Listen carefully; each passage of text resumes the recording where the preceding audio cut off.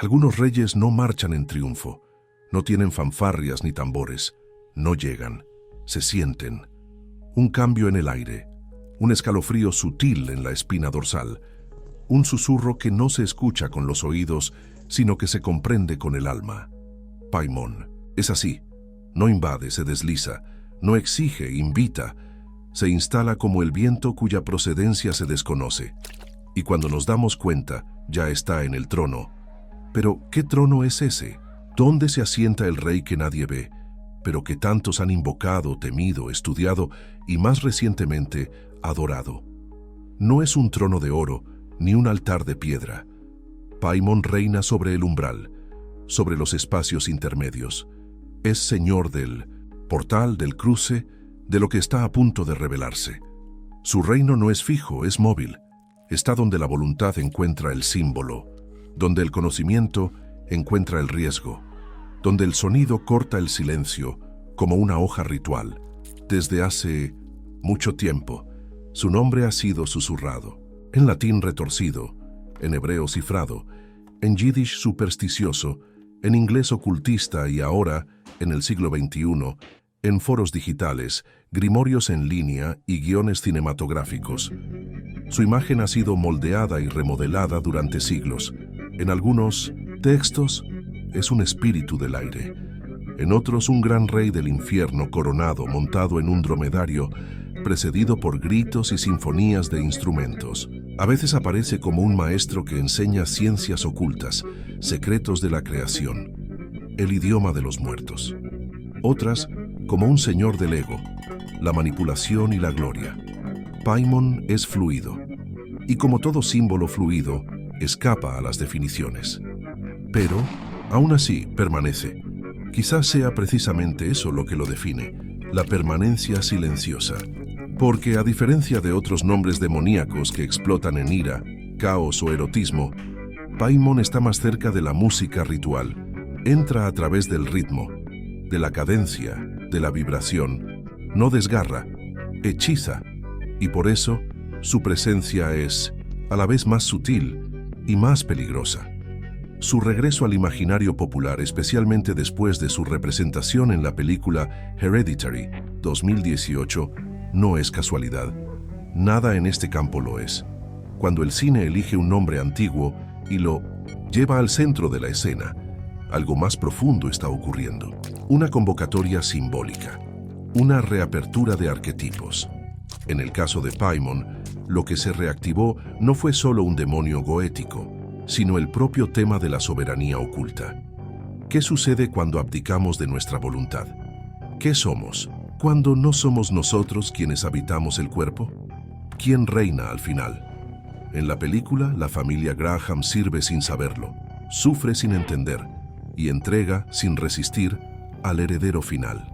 No es una posesión en el sentido clásico, es una coronación, y el horror que se instala es lento, denso, ritualístico, porque el mal allí no es ruidoso, es inevitable, como si algo hubiera sido acordado hace mucho tiempo, como si el nombre de Paimon ya estuviera escrito en los huesos, como si el susurro ya estuviera presente incluso antes de la primera escena.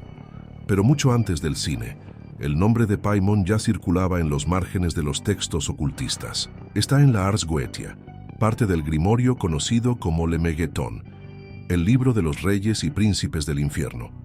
Paimon es uno de los más elevados. Algunos dicen que está subordinado a Lucifer, otros que posee un reino propio. Su especialidad, la enseñanza, la ciencia, la manipulación de voluntades, la entrega de dignidad, el dominio sobre los espíritus. En resumen, es señor del conocimiento que transforma la realidad. Y es aquí donde se vuelve peligroso. Porque todo conocimiento verdadero exige renuncia. Todo saber profundo cobra algo. Y Paimon es maestro de pactos no dichos. No es un espíritu vulgar que ofrece deseos banales. Ofrece lo que está más allá del lenguaje común. Pero para eso exige apertura.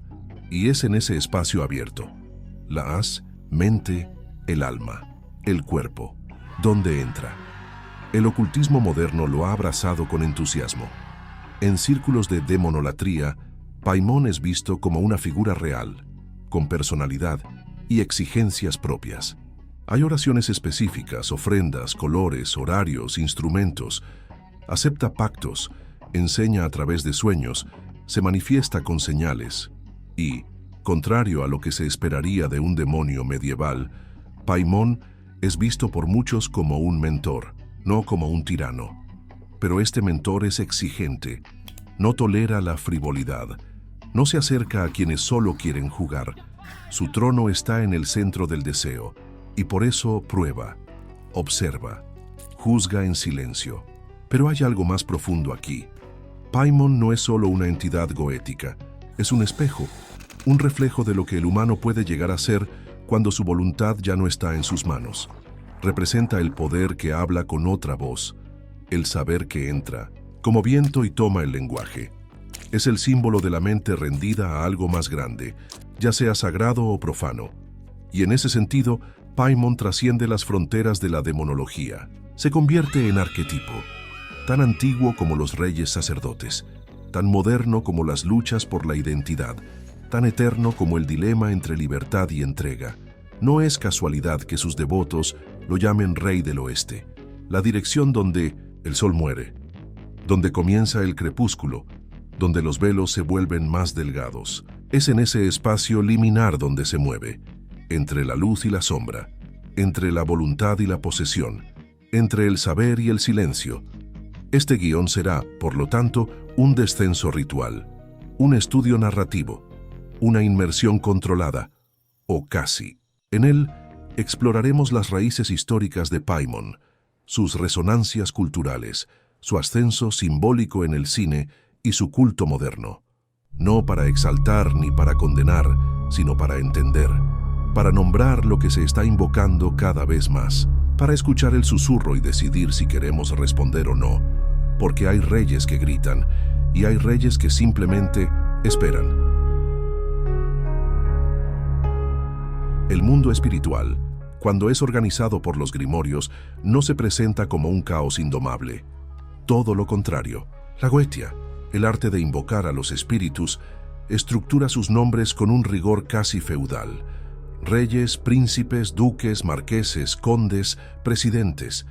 Cada entidad tiene su título, su autoridad, sus legiones, sus sellos.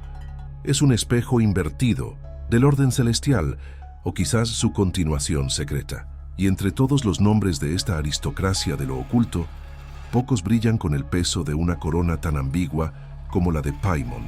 En las páginas del Ars Goetia, primera sección del Lemegeton Clavicula Salomonis, Paimon ocupa un lugar destacado. No es un demonio cualquiera, es un rey, uno de los principales reyes del infierno, según algunos autores, el segundo en la jerarquía, justo debajo de Lucifer o Belcebú. Su entrada es anunciada con ruido y pompa. Llega montado en un dromedario, precedido por huestes que tocan instrumentos, haciendo que su llegada suene como un cortejo o un desfile ritual. Pero detrás de esta teatralidad hay una presencia que opera con profundidad, la del maestro del saber oculto. Paimon no grita, enseña. Su especialidad, según los grimorios, es transmitir conocimientos sobre todas las artes, ciencias y misterios ocultos. Revela secretos de la creación, del cosmos, del lenguaje de los seres, de la naturaleza de los elementos. Puede conferir dignidad, persuadir pensamientos, ordenar obediencia entre otros espíritus. Es, por lo tanto, un rey de la palabra, de Minus, la mente, del comando silencioso que opera a través de la estructura. No destruye, influye, no rompe, reorganiza. Este perfil lo distingue de la mayoría de los demonios goéticos, que suelen ser invocados por atributos más inmediatos: amor, riqueza, venganza, visiones. Paimon actúa en otra esfera. Trabaja en el campo de la soberanía interna.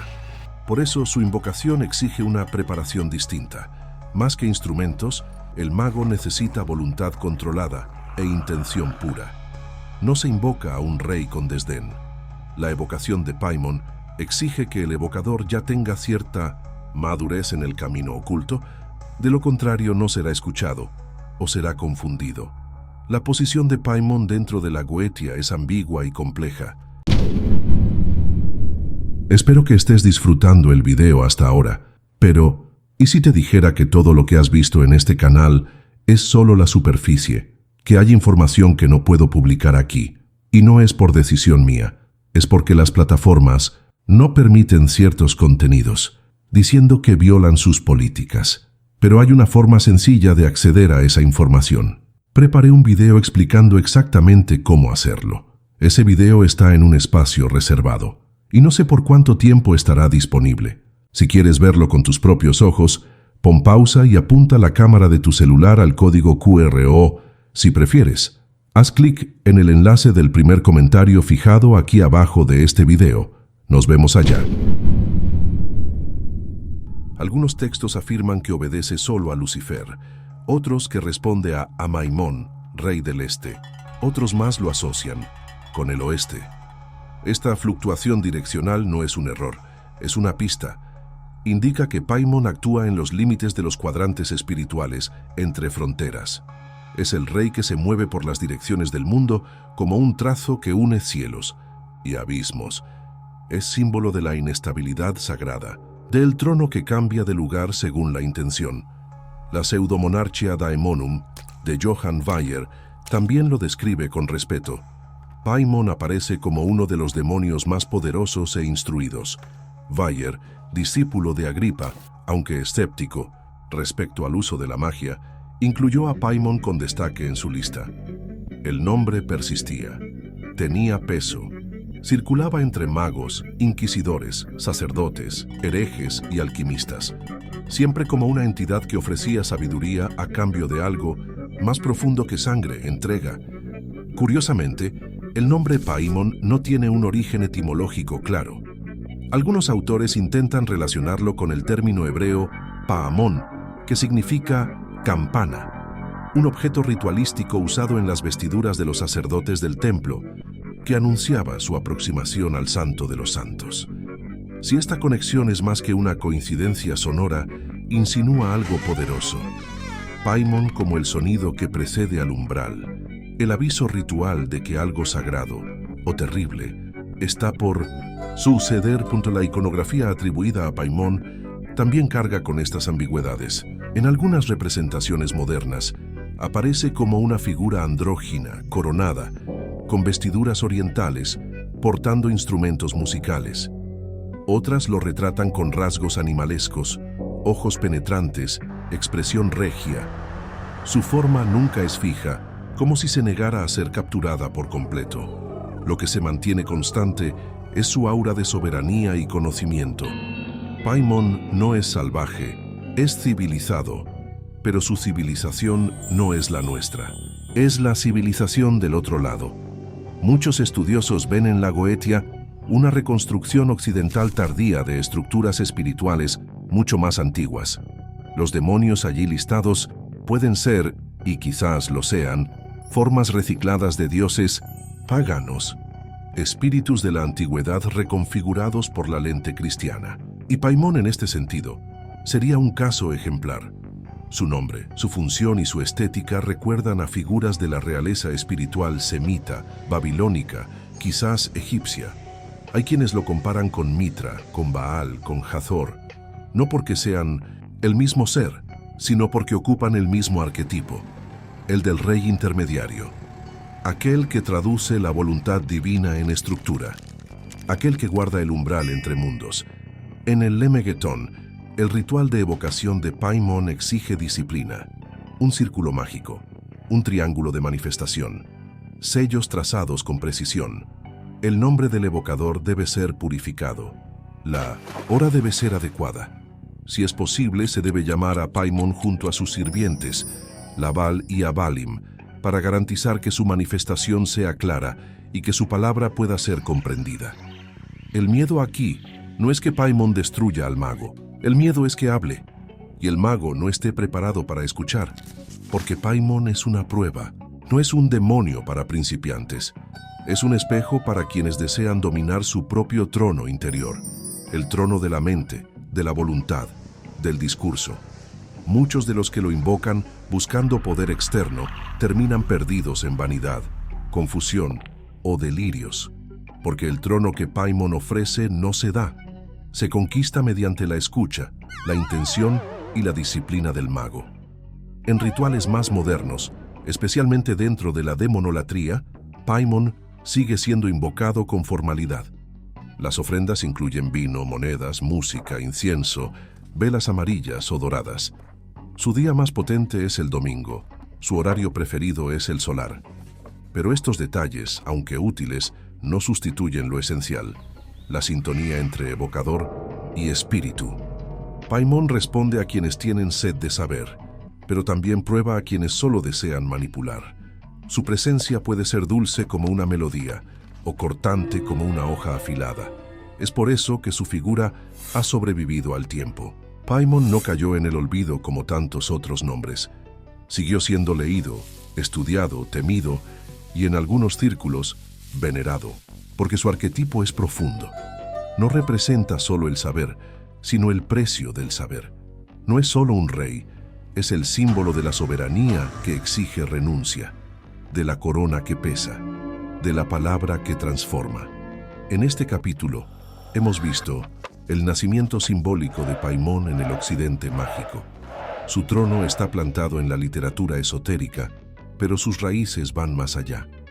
Es más que un demonio, es una llave. Y esta llave, una vez girada, abre puertas que no pueden volver a cerrarse.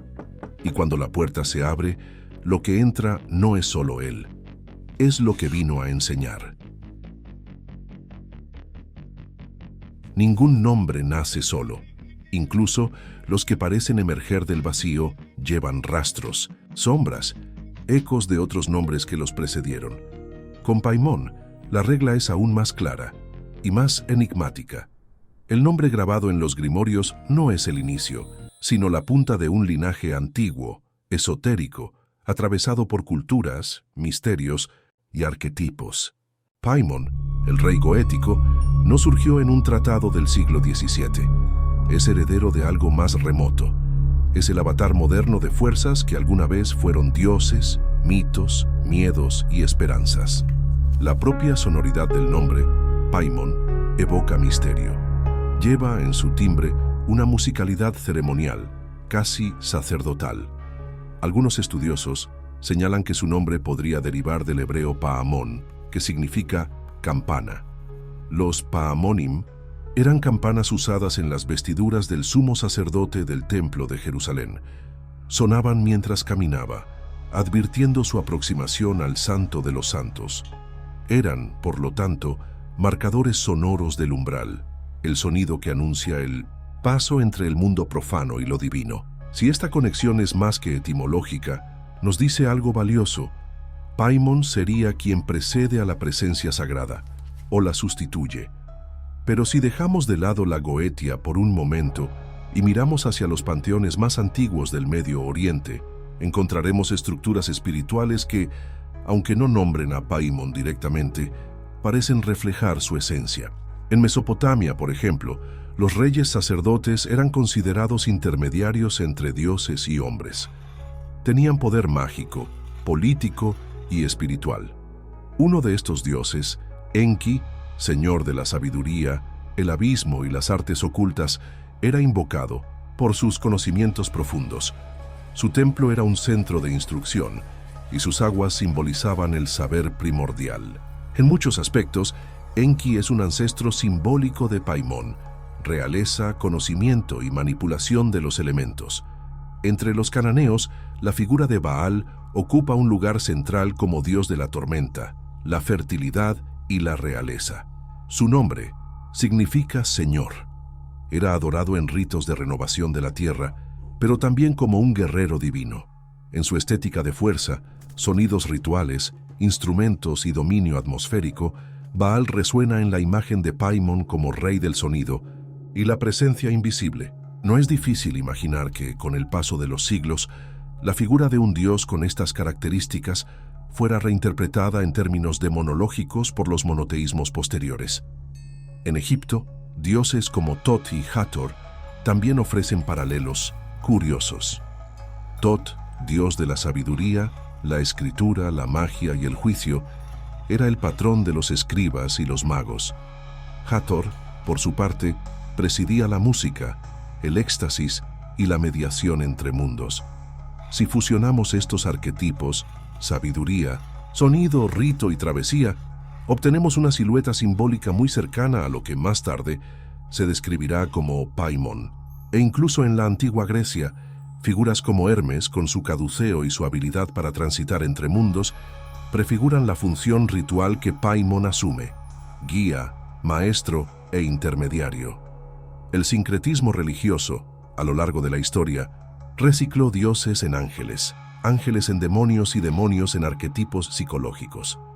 Con la expansión del cristianismo y el islam, muchos dioses locales fueron demonizados, sus nombres prohibidos, sus ritos abolidos, sus imágenes corrompidas. Es posible y plausible que Paimon sea una de estas entidades recicladas, una figura divina regional transformada en demonio por la lente de un monoteísmo militante. Pero si la forma fue demonizada, la función simbólica permaneció. La demonología medieval heredó mucho de las tradiciones de la antigüedad. Los grimorios, aunque cristianos en superficie, están impregnados de estructuras astrológicas, cabalísticas y paganas. El propio Lemegeton, donde Paimon es descrito con riqueza de detalles, es un compendio de influencias árabes, judías, grecorromanas e incluso persas. La descripción de Paimon como aquel que enseña todas las artes y ciencias ocultas es la reedición de una función sacerdotal arquetípica, el mediador del saber sagrado, el portador del lenguaje que transforma. Otro punto intrigante es la asociación de Paimon con el oeste.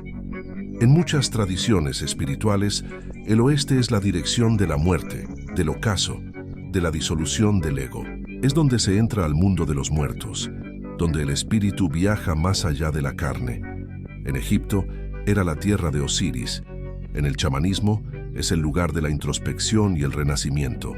Paimon como rey del oeste es entonces un soberano de la transición, el que gobierna el crepúsculo entre el mundo y el más allá. Esto resuena con su función de llevar al mago al conocimiento que trasciende los sentidos, pero cobra un precio: el desapego. En la tradición ocultista moderna, especialmente a partir del siglo XIX, surgen autores que intentan rastrear estos orígenes perdidos. La Golden Dawn, Aleister Crowley, Kenneth Grant y otros intentaron mapear el linaje espiritual de las entidades de la Goetia, conectándolas con mitos antiguos y constelaciones arquetípicas. Crowley veía a los demonios como aspectos de la mente. Grant los veía como realidades transdimensionales. Paimon, en esta clave, no sería solo una entidad espiritual, sino un portal hacia la conciencia expandida. Esta reinterpretación contemporánea coincide con la visión de Paimon como figura iniciática. No aparece para quienes lo buscan por curiosidad.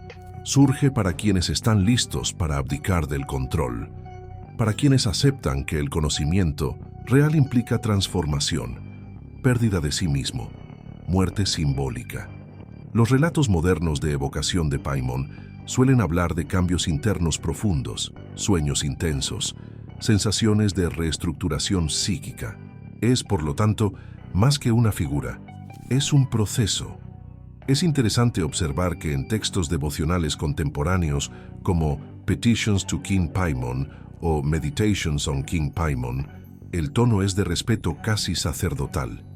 Las prácticas incluyen oraciones, meditaciones, cantos, ofrendas, y siempre la búsqueda de conocimiento. No solo conocimiento práctico, sino autoconocimiento.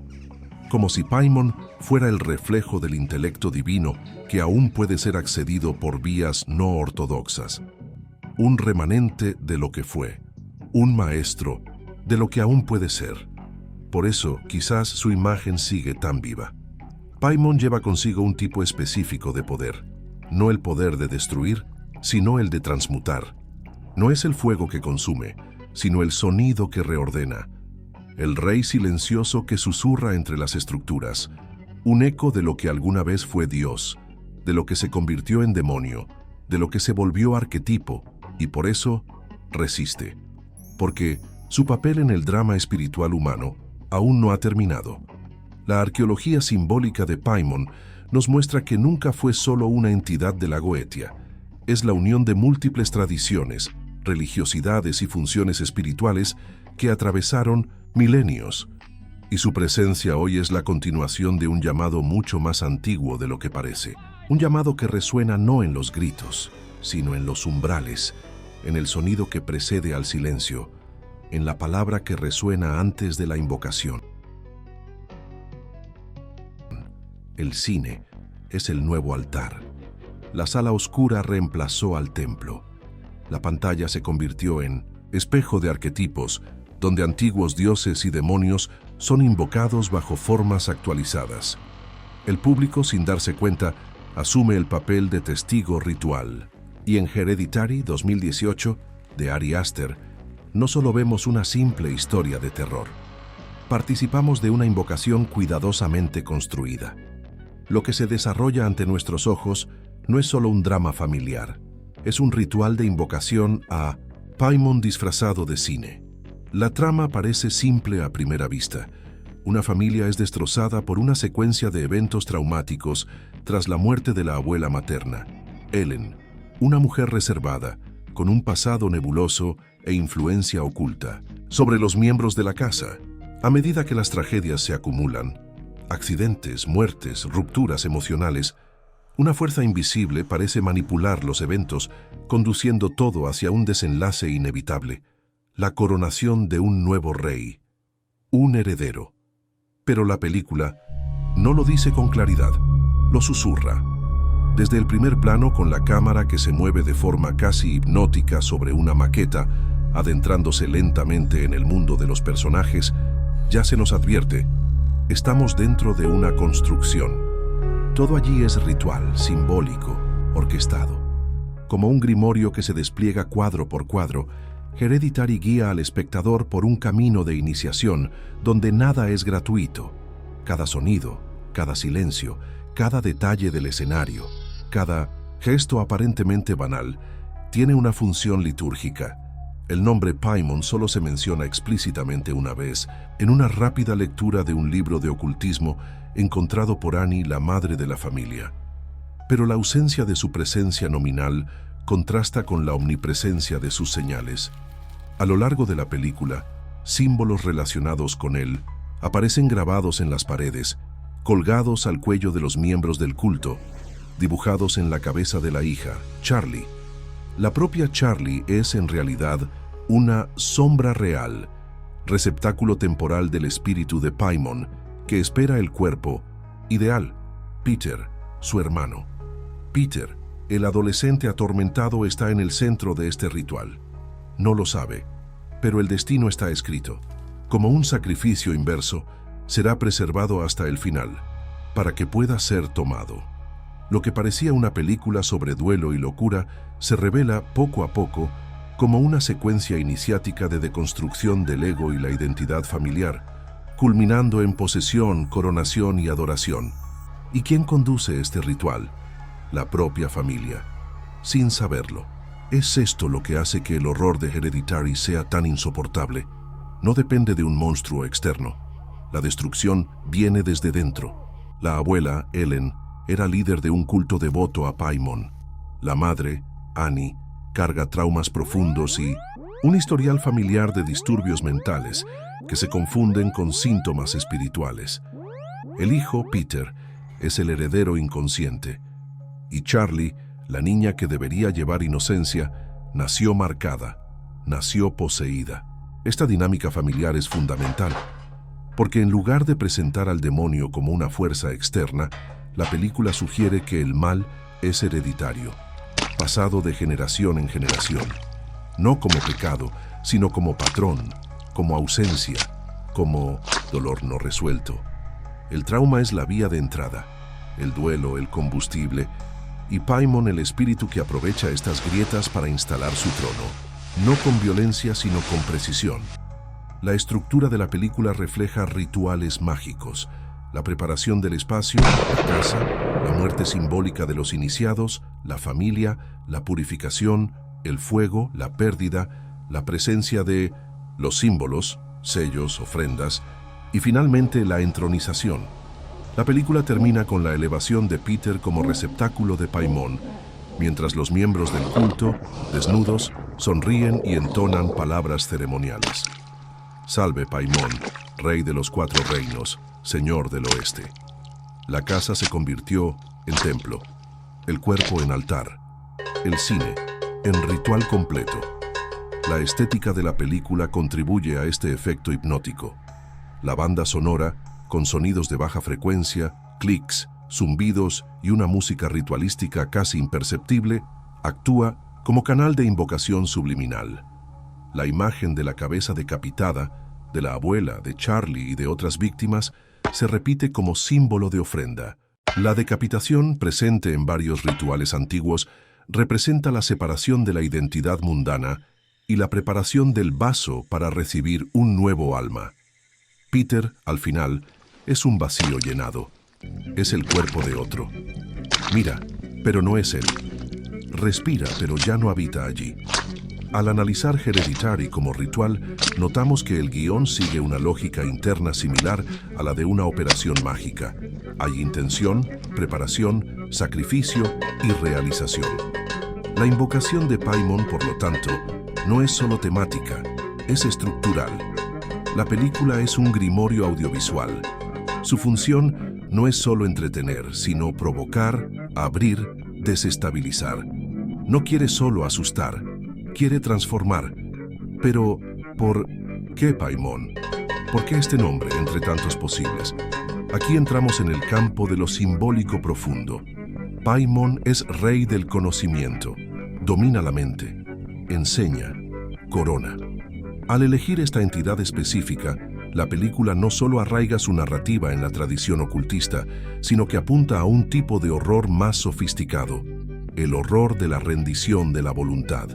Ya no se trata de luchar contra el mal, sino de ceder a él como parte de un designio. Paimon no invade, toma posesión como un rey que regresa a su trono. Y esto resuena en las experiencias de los personajes. Annie, la madre, pierde el control gradualmente. Comienza con duelo, luego sueños, luego obsesión, luego arte, hasta que la línea entre realidad y delirio desaparece. Está poseída, sí, pero por la narrativa de la que intenta escapar. Charlie, la hija, ya no es humana. Desde su nacimiento, carga rasgos extraños, sonidos guturales, una relación diferente con el mundo. Su decapitación no es solo muerte, es liberación del espíritu. Peter es el destino, el vacío que espera ser llenado. Representa el recipiente ideal, joven, vulnerable, en crisis de identidad. Esta relación entre trauma, espíritu e identidad es donde la película toca más profundo. Dice, sin decirlo, que quizás los demonios que invocamos son los nombres que damos a los vacíos que heredamos, y que Paimon, como rey de las artes ocultas, es también el señor de las narrativas olvidadas. Gobierna los nombres no dichos, los dolores no resueltos, los deseos que escondemos hasta de nosotros mismos. Su coronación es la materialización de todo lo que fue negado y que ahora exige presencia. Hereditary no es la primera película que aborda lo oculto, pero es una de las pocas que respeta la lógica simbólica y espiritual de la demonología real. No banaliza, no ironiza, construye un templo. Y en este templo asistimos a la tragedia no de una familia, sino de una civilización que ya no sabe cómo lidiar con sus propios fantasmas. Paimon es el nombre que se le da a este regreso, y como en todo ritual hay consecuencias, el público sale afectado. Algo queda, un sonido, un vacío, una sensación de que, en algún lugar profundo de la mente, una puerta se abrió. Y que tal vez algo haya entrado. Porque Hereditary no es solo una película, es un susurro, es un sello, es una ofrenda. En muchas tradiciones espirituales, el cuerpo no es solo carne, es templo, es vaso, instrumento, morada temporal del espíritu. Para los místicos, es el lugar donde lo invisible se vuelve visible, donde lo sagrado toca lo mundano. Pero ¿qué Sucede cuando lo que habita no es lo divino, o al menos no lo que se espera, cuando el cuerpo ya no es hogar del alma original, sino trono de una fuerza mayor, externa, oscura. En ese momento, el cuerpo deja de ser territorio personal, se convierte en escenario, trono, recipiente ceremonial. Así debemos entender el fenómeno de la posesión en su nivel más ritualístico, no como invasión, sino como entronización. Y en el caso de Paimon, esta distinción es fundamental. No entra como un ladrón, no corrompe por la fuerza, es invocado, es acogido por un espacio que fue preparado para recibirlo. El proceso es gradual, ritualístico, simbólico. No hay solo toma de control. Hay sustitución ordenada, meticulosa, coronación. Este proceso se dramatiza perfectamente en Hereditary, pero su fundamento está en los grimorios, en las prácticas ocultistas y sobre todo en la tradición del cuerpo como receptáculo sagrado. Los rituales de evocación de Paimon, cuando se hacen con intención plena, buscan precisamente preparar el cuerpo y el espíritu del evocador para soportar su presencia. No se manifiesta de cualquier forma. Exige preparación, ayuno, silencio, alineamiento energético, símbolos correctos, estados alterados de conciencia. Esto porque su energía no es bruta, es refinada, es regia. En la demonolatría moderna, el cuerpo del mago es tratado como campo ceremonial. Cada gesto, cada palabra, cada emoción durante el ritual tiene una función de afinación. No es casual que muchos relatos sobre experiencias con Paimon involucren alteraciones en la voz, la percepción, la postura corporal. Hay temblores, calor, presión en el pecho, sensación de presencia, no como algo que entra, sino como algo que se instala, como si el cuerpo dejara de pertenecer a la antigua identidad y fuera consagrado a algo mayor. No hay pérdida total de conciencia, como en posesiones cristianas clásicas, pero hay resonancia de autoridad, una voz más alta, una conciencia diferente. Esto nos lleva a uno de los símbolos centrales de esta relación entre cuerpo y entidad, la corona. Paimon es ante todo un rey, y su trono no es un objeto de piedra, es la conciencia humana moldeada, vacía del ego y lista para ser ocupada.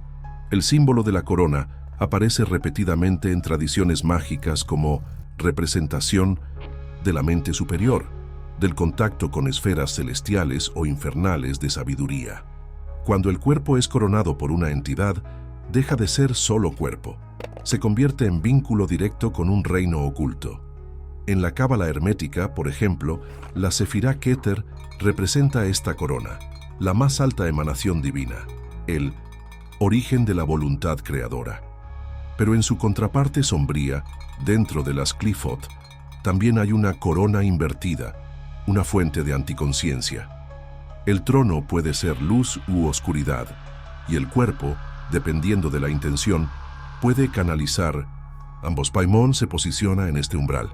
Su trono es el cuerpo que acepta no solo conocimiento, sino la renuncia a su propia centralidad. El sacrificio es el otro eje que sostiene este proceso. En la tradición antigua, para que un trono fuera ocupado, algo debía dejarse atrás. Un precio, una entrega. En Hereditary, el sacrificio es múltiple. La hija, el esposo, la madre, todos son partes del rito que permite la entrada plena de Paimon. Pero el verdadero sacrificio es la identidad del heredero. Peter, el hijo, es vaciado. No muerto, sino ofrecido. Su cuerpo sobrevive, pero su alma es destituida. La última expresión en su rostro no es de terror, es de ausencia. Fue coronado, pero dejó de ser él. Este tipo de sacrificio ritual no es exclusivo de la ficción. Aparece en las tradiciones mágicas como consagración final, la entrega de lo más preciado, la propia autonomía. En el trabajo con entidades como Paimon, esta entrega es simbólica, pero real. El mago debe abandonar deseos personales, miedos, inseguridades. El trono no acepta dudas. El cuerpo debe ser un corte limpio, estructura disponible, vaso de precisión. También hay una estética del sacrificio. La repetición de imágenes como decapitación, fuego, desnudez, círculo de sal, Todos son signos que indican la desintegración de la forma anterior para el nacimiento de una nueva función. Cuando alguien es coronado por Paimon, no se vuelve poseído, se vuelve vehículo de la inteligencia regia. Esto exige muerte simbólica. En algunos casos, exige incluso ruptura con la vida como se conocía. Los amigos se alejan, las rutinas se deshacen, el mundo externo reacciona, porque el nuevo trono vibra diferente y atrae o repele según esa vibración. En la literatura ocultista hay innumerables relatos de magos que tras rituales con Paimon pasan por profundas transformaciones mentales. Algunos describen visiones, voces, revelaciones, otros hablan de obsesiones, sueños recurrentes, dones repentinos de lenguaje, arte o persuasión. Son manifestaciones del dominio de la palabra que Paimon gobierna. Es el maestro de la oratoria, la lógica, la enseñanza oculta. Cuando ocupa un cuerpo, lo transforma en un código fuente de revelaciones. Pero esta dádiva nunca es gratuita.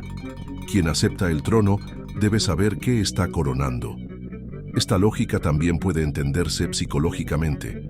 En términos junguianos, Paimon sería un arquetipo del rey oculto, la función psíquica de la autoridad interior que, cuando es reprimida, se manifiesta de forma sombría. Aparece como energía transgresora, porque representa el potencial de soberanía que el ego teme. Así, la posesión por Paimon puede verse como la irrupción de una fuerza arquetípica reprimida que exige reconocimiento y estructura. El ritual sería entonces un medio para integrar esta fuerza, darle espacio simbólico para que no destruya, sino transforme. Esta lectura no invalida lo espiritual. Al contrario, ambas se complementan, porque el cuerpo es siempre el campo donde el espíritu y la psique se encuentran. Y Paimon, como entidad ritual, espiritual y arquetípica, actúa precisamente en este cruce. Cuando el trono es el cuerpo, no hay más división entre interno y externo. Lo sagrado y lo profano se fusionan. El cuerpo se vuelve símbolo vivo. Y vivir, entonces, pasa a ser un rito continuo. El peligro, claro, es olvidar quién se era antes de la coronación. En ritos sin preparación, Paimon puede volverse no un maestro, sino un dominador. La frontera entre canalización y sumisión es tenue. Por eso los grimorios advierten: no invoques sin conocer. La corona es hermosa, pero pesa. El trono brilla, pero aísla. El cuerpo, una vez consagrado, no vuelve a ser como antes. Siempre queda algo, una vibración, un nombre que resuena en el silencio. El trono, una vez ocupado, no puede vaciarse por la fuerza. La única salida es el diálogo, el entendimiento, el equilibrio entre lo que somos y lo que nos habita. Porque Paimon no desea destruir, desea reinar. Y reinar, en el fondo, es encontrar un cuerpo que sepa servir con dignidad, que sostenga el peso de la corona sin perder el suelo. Así, el cuerpo trono no es maldición, es elección, es rito, es camino, pero solo debe ser recorrido por quienes comprenden que ser vehículo no es desaparecer, es transfigurar, es volverse canal, es dejar que una presencia mayor, sea mística, simbólica o real, hable por nosotros con nuestra voz, y que en el eco de esa voz podamos escuchar algo que nunca fue solo nuestro, algo que nos habita desde antes del nombre. Antes de ver, escucha. Antes de sentir, oye. El sonido es el primer mensajero de lo invisible. Es la vibración que precede a la forma, la resonancia que rompe el silencio y prepara el campo para lo que se manifestará. En casi todas las tradiciones espirituales y mágicas, el sonido no es solo un medio, es el poder mismo. La palabra crea, la música consagra, el ritmo abre portales. Y cuando hablamos de Paimon, este principio se intensifica, porque Paimon no viene con truenos, llega con frecuencia. Se anuncia mediante una armonía casi imperceptible pero innegable, un sonido que estructura la presencia. La demonología tradicional ya señalaba este rasgo único. El Ars Goetia describe que Paimon se manifiesta precedido por voces altas y música de todos los instrumentos. No es solo teatralidad infernal. La música en este contexto es funcional, prepara el espacio, anuncia la llegada del rey, establece el cambio de estado en el ambiente y en el evocador. La presencia musical no es adorno, es señal de la aproximación de la soberanía espiritual. Y sobre todo es un recordatorio de que Paimon gobierna, entre otras cosas, el dominio de la comunicación, la oratoria, la vibración verbal. Esta música no necesita ser audible.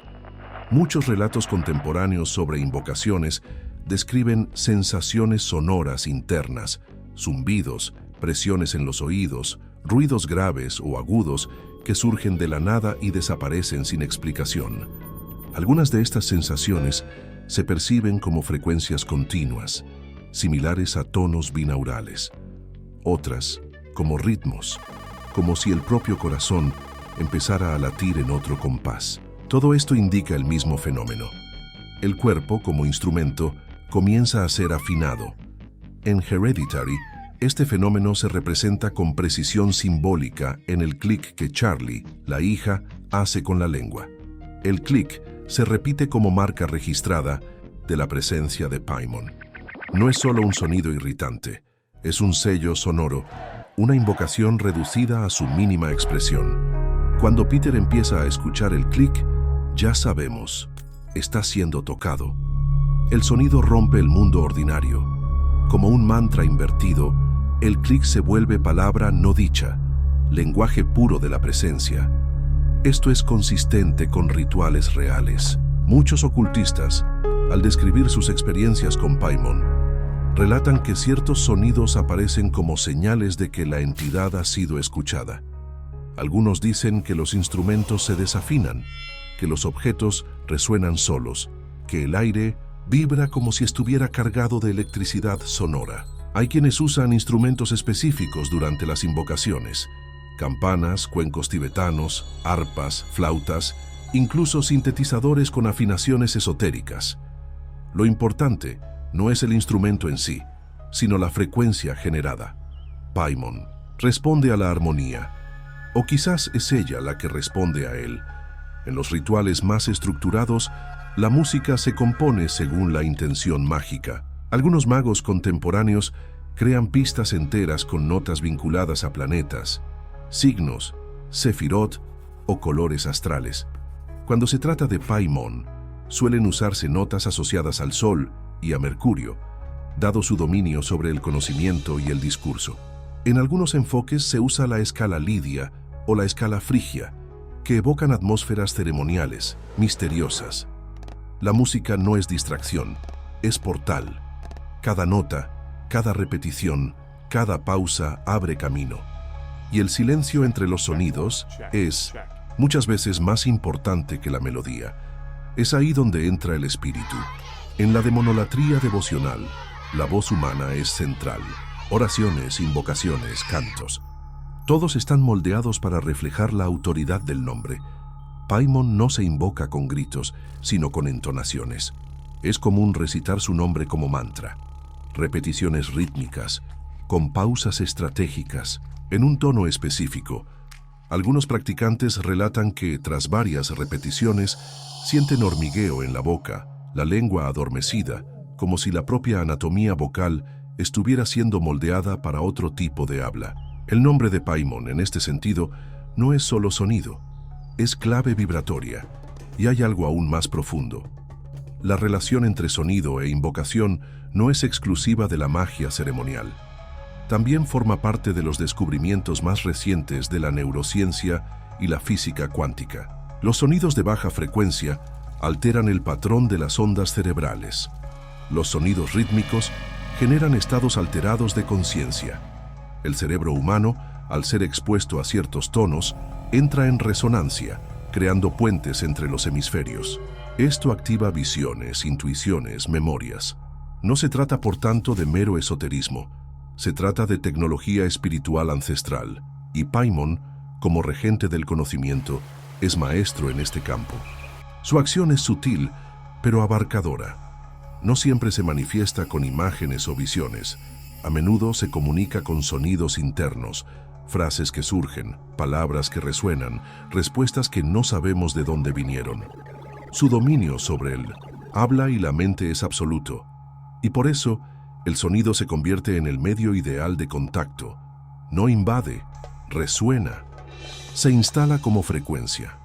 En algunas tradiciones devocionales existe la práctica de la invocación musical, sesiones enteras, donde el objetivo no es verbalizar peticiones, sino tocar música específica en honor al espíritu. Canciones compuestas, con letras que exaltan sus atributos o simplemente melodías que lo evocan. Al final, el silencio se mantiene como espacio de escucha, y es en este espacio donde Paimon, si lo desea, se manifiesta, no con palabras, con sensación, intuición, escalofrío, imagen mental. La respuesta, cuando llega, viene del sonido que se hizo carne. El sonido también marca el tiempo. Los rituales a Paimon suelen hacerse al atardecer, en domingo, hora solar. El ocaso es momento liminar, así como el sonido es herramienta liminar. Divide el antes y el después. Establece el inicio y el fin. Es un sello en movimiento. Cuando el sonido comienza, algo se abre. Cuando termina, algo permanece. Paimon, como regente del oeste, del crepúsculo, se manifiesta precisamente en este umbral donde la luz se retira y el sonido toma su lugar.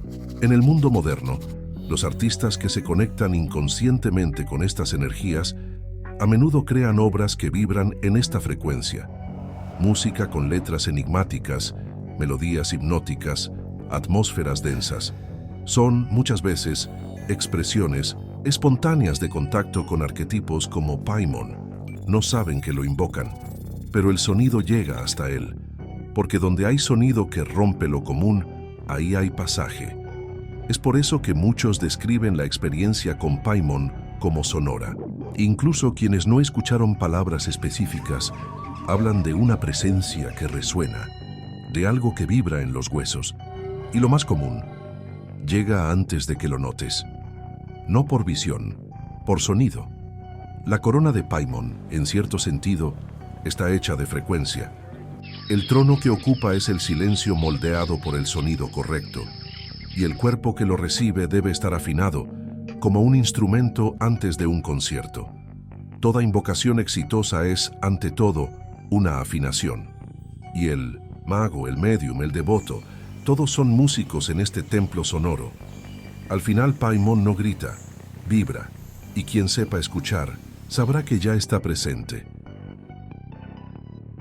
En el pasado, su nombre era susurrado en latín truncado, en hebreo velado, en los corredores de manuscritos que jamás verían la luz del sol. Hoy su nombre aparece en foros de internet, páginas de grimorios digitales, videos, música y blogs devocionales. Paimon vive, y más que eso, vuelve a reinar. Lo que antes era exclusividad de órdenes ocultas o grimorios restringidos, ahora circula en redes abiertas, entre magos independientes, espiritualistas, demonólatras y buscadores de lo desconocido. La era digital, que parecía destinada a sepultar los misterios antiguos bajo la luz fría de la racionalidad, terminó siendo escenario para el renacimiento de un rey de lo invisible. Paimon se ha convertido en figura central de un nuevo tipo, de culto, no institucional, no clerical, no dogmático, sino íntimo, simbólico y profundamente personal. No exige templos de piedra. Es invocado en cuartos oscuros frente a velas, entre cuadernos de notas, playlists esotéricas y campanas discretas. Su presencia, como siempre, no se impone, se siente. Y este nuevo culto, aunque no reconocido por religiones oficiales, es tan estructurado como los antiguos, porque aún hay sellos, aún hay ofrendas, aún hay lenguaje ritual. En grimorios contemporáneos como Petitions to King Paimon o Meditations on King Paimon, el tono es de reverencia real. No se habla con él como quien ordena. Se habla como quien pide consejo a un maestro severo pero justo. Hay instrucciones específicas: encender velas doradas, quemar incienso de benjuí o olíbano, ofrecer vino, monedas, arte o incluso música. Y sobre todo, hay silencio. El silencio es el lenguaje de la escucha, y Paimon, como rey del conocimiento, exige que el buscador se vuelva alumno antes que cualquier otra cosa. Las peticiones varían. Algunos piden sabiduría, claridad mental, elocuencia. Otros buscan cambios de vida, dirección espiritual, autoconocimiento. Muchos relatan que, tras invocaciones exitosas, tienen sueños intensos, visiones simbólicas o sensaciones físicas como presión en el pecho, calor, hormigueo en las manos. Otros más hablan de sincronicidades. El nombre de Paimon apareciendo repetidamente en contextos inesperados, como si estuviera respondiendo con sutileza y precisión. Lo más llamativo en estos relatos es el tono de intimidad espiritual. Paimon, lejos de ser una figura de puro horror, aparece como mentor, como entidad que guía al iniciado a través de sí mismo. Es una relación iniciática y, como toda iniciación verdadera, transforma profundamente la percepción del mundo. El devoto que comienza a trabajar con Paimon se siente muchas veces como alguien que cruzó un umbral del que no puede regresar. No porque haya sido poseído, sino porque fue instruido en otra lógica. Una lógica no lineal, simbólica, ritualística. El culto contemporáneo no es uniforme. Hay diferencias entre el enfoque más clásico, ceremonial, y el enfoque demonólatra devocional. En el primer caso, Paimon es llamado con toda la pompa del Lemegeton, sellos, triángulo, espada banimentus. En el segundo, es venerado con oraciones espontáneas, música compuesta por el propio devoto y diarios mágicos donde las experiencias se anotan como cartas a un rey ausente, pero atento. También hay quienes integran ambos enfoques, creando ritos híbridos modernos y tradicionales, formales y emocionales, pero lo que une a todos los cultos es una noción de respeto absoluto. Paimon, según todos los practicantes, no tolera el descuido, no acepta bromas. Es una entidad que observa, que prueba, que exige madurez. Y esto es coherente con su función, simbólica. No es una fuerza de indulgencia, es una inteligencia ordenadora. Quien lo invoca busca estructura, claridad, poder sobre sí mismo. Es rey porque gobierna. Y para ser gobernado por él, hay que desear ser gobernado por el orden que trasciende el caos. Este culto no es solo espiritual, también es psicológico. En un mundo de identidades líquidas, de espiritualidades fragmentadas y de angustias difusas, Paimon ofrece una figura que sintetiza autoridad, sabiduría y poder interno. Funciona como arquetipo del maestro severo, aquel que exige pero enseña, que señala fallas pero también muestra caminos. Muchos devotos relatan que, tras meses o años de devoción, se vuelven más articulados, seguros, centrados, no por milagro, sino porque internalizaron una presencia que los exige y los refleja. Es curioso observar cómo, en los espacios digitales, este culto también adopta una forma estética. Avatares, sellos digitales, ilustraciones, sigilos personalizados. Todo es parte de una iconografía fluida que mezcla tradición e innovación. Algunas imágenes de Paimon lo representan como un ser andrógino coronado, otras como una figura con rostro dorado, otras como una abstracción musical o símbolo solar. Esta diversidad no diluye su identidad, la expande, porque Paimon, como símbolo vivo, se adapta al recipiente. Se manifiesta según el lenguaje del devoto, y esto es coherente con su dominio, la comunicación plena entre mundos. En algunos círculos, la devoción a Paimon también adquiere una dimensión mágica más práctica. Hay hechizos específicos para abrir caminos intelectuales, rituales para lidiar con disputas verbales, técnicas de meditación guiada para desarrollar dones oratorios.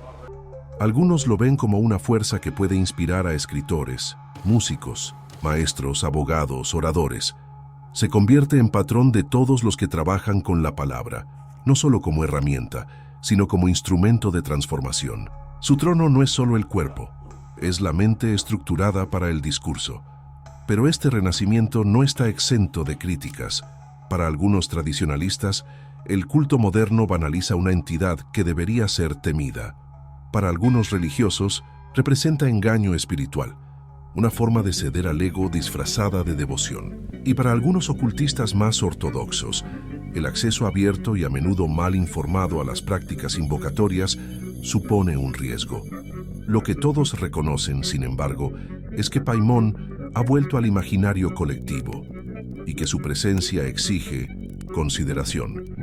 Y quizás eso sea lo más importante, la conciencia de que un nombre antiguo como el de Paimon sigue actuando porque carga un núcleo simbólico demasiado poderoso para ser olvidado. Representa el saber que transforma, la corona que pesa, el trono que exige sacrificio. Y en el mundo actual, donde las personas buscan sentido más allá de la religión institucionalizada, nombres como el suyo encuentran eco, porque Paimon no ofrece salvación, ofrece poder con responsabilidad. El culto moderno a Paimon es un reflejo de la sed contemporánea por soberanía interior. En un tiempo de confusión y ruido, se presenta como maestro del silencio que enseña, de la palabra que organiza, de la presencia que exige estructura. No promete comodidad, promete claridad. Y para quienes se atreven a sentarse frente a su sello, encender una vela y pronunciar su nombre, sigue ofreciendo lo que siempre ofreció, conocimiento, pero que nadie se engañe. El conocimiento de Paimon es siempre un espejo, y no todos están listos para verse como realmente son. No toda corona es visible. Algunas no están hechas de oro o piedras, sino de silencio, voluntad, sombra y luz. Algunas no se colocan en la cabeza, sino en el alma. Son las coronas que nadie ve, pero que todos sienten cuando nos acercamos a quienes las llevan. Son los rasgos invisibles de la soberanía interna. Y Paimon, más que rey de los espíritus o figura del terror ocultista, es el arquetipo máximo de esta corona invisible. El poder que no grita, pero que se impone por presencia. El trono que no se levanta en el mundo exterior, sino en el centro del ser. A lo largo de este guión, seguimos los rastros dejados por este nombre que resurge como un eco antiguo. Vimos su origen en la Goetia, como un rey entre príncipes infernales, maestro de las ciencias ocultas, regente de la palabra y la mente. Acompañamos sus posibles raíces en dioses antiguos, señores del saber, la música y la travesía espiritual. Nos sumergimos en la ficción ritualizada de Hereditary, donde se manifiesta como fuerza invisible que desestructura para reinar. Exploramos el cuerpo como templo, el sonido como puente, el culto moderno como reconexión y riesgo. Y ahora en este cierre, somos invitados a mirar lo que realmente quedó, el espejo de la realeza oculta que Paimon representa. Porque el verdadero reinado no comienza con la invocación, comienza con la escucha, comienza con el reconocimiento de que hay algo en nosotros que siempre buscó un maestro, y más aún un modelo. Paimon atrae porque ofrece estructura, aparece cuando el caos interno se vuelve insostenible, cuando el ego desorganizado clama por un eje, cuando el alma en su dolor busca sentido, aunque eso cueste abdicar del control. Ahí es cuando aparece el trono, y con él la corona que no brilla, pero pesa. La mayoría de quienes llegan a Paimon lo hacen movidos por curiosidad o deseo. Quieren sabiduría, elocuencia, poder de influencia, protección contra la ignorancia. Y de hecho, él ofrece todo eso, pero no sin exigir algo a cambio, responsabilidad sobre lo que se comprende. El conocimiento real transforma, y la transformación cobra. El precio no es el miedo, es el abandono de las ilusiones, la renuncia al confort de la ignorancia. Porque con Paimon el saber no es neutro, reorganiza, corrige, reina. Y no todo buscador está preparado para ser súbdito, mucho menos para ser trono. Paimon es quien enseña sin alzar la voz. Aparece en el detalle, en el susurro, en la sincronicidad. No prueba su existencia con milagros. Responde con ordenación interna. Muchos de sus devotos describen un tipo de claridad mental que no viene de fuera, sino que brota desde dentro. Una lucidez incómoda, pero liberadora. Nos muestra lo que está desalineado. Señala lo que debe ser dicho. Revela lo que estaba oculto, especialmente dentro de nosotros. Y por eso es temido, porque expone. Expone sin violencia, pero con precisión, como el toque de un dedo que conoce cada vértebra de la mente humana. La corona de Paimon no convierte a nadie en superior. No eleva por vanidad. Al contrario, pesa con humildad. Exige que el portador se ponga al servicio de la verdad, aunque esa verdad sea incómoda. Y más que eso, que se vuelva instrumento de comunicación clara, firme, sin manipulación. Es rey de la persuasión, sí, pero solo de lo que tiene fundamento. La ilusión para él es enemiga, y mentir en su presencia es como intentar esconder oscuridad en un cuarto sin techo. Es aquí donde entendemos por qué Paimon sigue tan presente, siglos después de su primera aparición textual. No es solo una entidad de poder, es un espejo arquetípico de lo que significa reinar sobre uno mismo. Su presencia desafía a todos los que buscan conocimiento a preguntarse, ¿para qué? ¿Para dominar a otros? ¿Para alimentar el ego? ¿Para ganar debates? ¿O para servir a algo más grande que uno? Porque con él, toda sabiduría viene con un recordatorio. Estás siendo observado. Y esto no como amenaza, sino como invitación. La presencia de Paimon es en sí misma pedagógica. Enseña por estar. Y su presencia persiste porque en nuestro tiempo, el deseo de reintegrar poder y sabiduría es más fuerte que nunca. Vivimos una era de ruidos, donde todos hablan, pero pocos escuchan. Donde todos opinan, pero pocos estudian. Donde la autoridad se volvió sospechosa y el silencio, debilidad. Paimon surge como contrapunto.